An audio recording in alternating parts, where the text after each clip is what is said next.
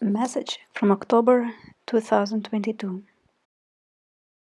There are many buffets going on currently, trying your faith, hope, and love. Some parts are true, some are not, and coming as lies and deceits, misunderstandings. You do not see them coming, but I am here for you, my dear one. Mother Mary said, I have seen your cries for long ago, and it won't take long before you are with us soon. But for now, dear one, fight manly and bravely. All and whatever comes against you in our walk heavenwards, our God in heaven. The one who fights valiantly, enduring, persevering, even if crawling on the ground after a tough fight, oh, the peace that his or her soul will enjoy in due time and in eternity. I understand the battles, for I myself have been in them. Lord Jesus took over, compassionate and understanding. Oh, my loves, far too much and far too often you misunderstand our heart. It is not vengeful or resentful at a child who fell, but is welcoming with mercy and forgiveness. The world is just so deluded about my real person, my real traits and heart characters. They only see the hand that judges and punishes, as if that were my heart. That is my righteous holiness for the wickedness perceived that needs to be dealt with. But revenge, vengeance, thundering power, and all the rest, that is my power, but that is not the depth of my heart. See the cross? See the man naked, torn open, bloody, sweaty, bruised and unrecognizable as a human? See that? That is the depth of my heart. Only the depths of my heart allows me to do that to myself for your sake and salvation from wrath. Wrath comes because of my righteousness against laws infringed, but my heart leads me to be a willing sacrifice, so you will be saved from that same wrath. Because you cling to me, you are saved from the wrath to come, even though some will witness some parts of it while on earth. But you, my lambs, under my holy cleansing blood, you are not under wrath. You are under me and my mercy and grace. So if your heart remains close to me and yearns to be pleasing to me, despite weakness and temptations arising, when I see you are trying and bewildered, trying to figure out what you have done to grieve me, do you think I am wroth with you? Or do you see my tender and compassionate eyes of mercy for you, who are now undergoing a test and trial of faith and endurance?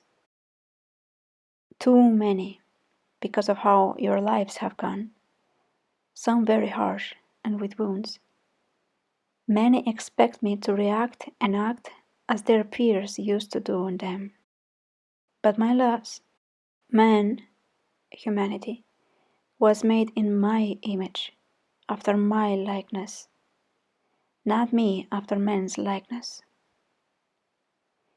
You see, when man, humanity, fall short and show actions and attitude contrary to love and my heart, they are falling short of my glory. I remain the same. I don't change. I remain with the same heart, same attitudes, same burning love. When a wound is caused on you, the person is not showing you my heart. It is not acting according to my likeness, but in his or her weakness, falls short because of sin and weakness within, the cause of original sin. You are all fully redeemed when I take you out of your bodies, in the sense of you no longer will fall short of my glory, for you are now out of the temporary and are clothed with eternity. He addresses the questioning in my mind. trying to understand what he meant. He says, "You are redeemed by me completely at the cross, but during life struggles still happen, weakness still occurs. This is what I meant fully redeemed, no longer under the weakness of the flesh. Your whole complete redemption is also seen when you will gain your new bodies, as I had my own when risen from the dead. Then you will no longer fall short of my glory. You will be fully in my image and likeness, fully after the temperature of my heart, which is ever so explosive with love, but in all serenity and ardor of spirit. Such divine magnitude you cannot fathom it now." Jesus continued. So my aim is, when an injury is caused by a person, if they fail to show love, they have not acted according to my heart, for my heart is fully of love and compassion, moved by love in all things, even in my judgments. So my people, far too many misunderstand me and my heart for them due to lack of experience in it. It can be hard at first to figure out what I desire for you, thinking that I expect a lot of whole perfection from you, that I wish you would not fall and be ever more pleasing to me. I know your frame. Was I not the one who created you? So why do you think I must expect perfection out of you at every step and corner? Of course, that is the goal in me, to love as I did love you. But in self-consuming awareness of your faults and weaknesses, you become delirious and perplexed in scruples from right to left, up from down. You lose sense of awareness and of my heart. That is a cross in itself. But I will always look at you with compassion, even if it is hard for you to grasp it right now. My people, you expect far too little of me and my mercy and love. You hear me day and night, dawn from dusk, about my love and mercy, but do you really believe and grasp it, or are you just passing by words without them sinking deep? Lack of confidence too plays a trick. And all of this because you know not my heart for you, and my persona has been twisted in your eyes and ears by opinion, events told, and the enemy behind his lying lips and teeth. Don't you feel my conviction within? Can you distinguish it from the condemnation steeped on you non-ceasing? My loves, pray much that my heart be truly understood and felt by you, so you no longer misunderstand me. After a short pause, he continued, I can give you a new heart, renewed mind. Are you willing? Because I am willing. I can make you new, only come closer to me, and like this you will begin to hear the beats of my heart. You will begin to see it burning, shining, even pulsating beautifully and emanating such sweet rays of love for you. At a distance the details are not very clear, are they? For of miles away what can you perceive from the true likeness of something? So with my heart. The closer you are and get to it, the better you distinguish it. The further you are, the more difficult it will be for you to grasp the image of it. Once you get to know the brightness and its warmth, you will no longer misunderstand it to another depiction of it, for you have experienced it and know the true likeness of it. So get to know me. I am waiting for that. I invite you to be the friend of my heart. Gradually, I will transform you into more than that. So take a stand and walk with me all the day and nights.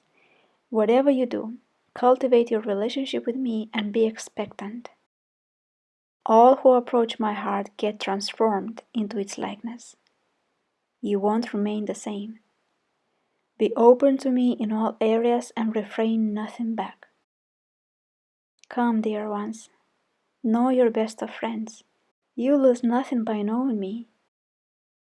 He has such joy and cheer for his ever so close friends. It is understandable that the oppression in the air too has a toll in approaching my heart. But as you continue, as you keep digging into me, you will get to the goal desired. For all who seek me in sincerity of hearts, do so much joyfully find me. And once found, it changes everything. The views of the world and its values, the eyes of seeing the world as. The heart awakens and is cleansed by such pure waters. The spirit within stills itself and is so serene, even if dearth of the world is witnessed. When you find him, you are complete. Who can understand this but the one who got close to this fountain of life? Get to know him yourself, and the bliss will be yours, will be over you. His words will be felt by you, and your heart and conscience will bear you testimony of his truth. What a heart he has! After the short pondering, he adds briefly, you need to be convinced too, and not to be shaken when the fires and the storms come. Stand confident and refuse to yield to suggestions and lies telling otherwise. Stand enduring with confidence, and this too shall pass. And that was the end of Jesus' message.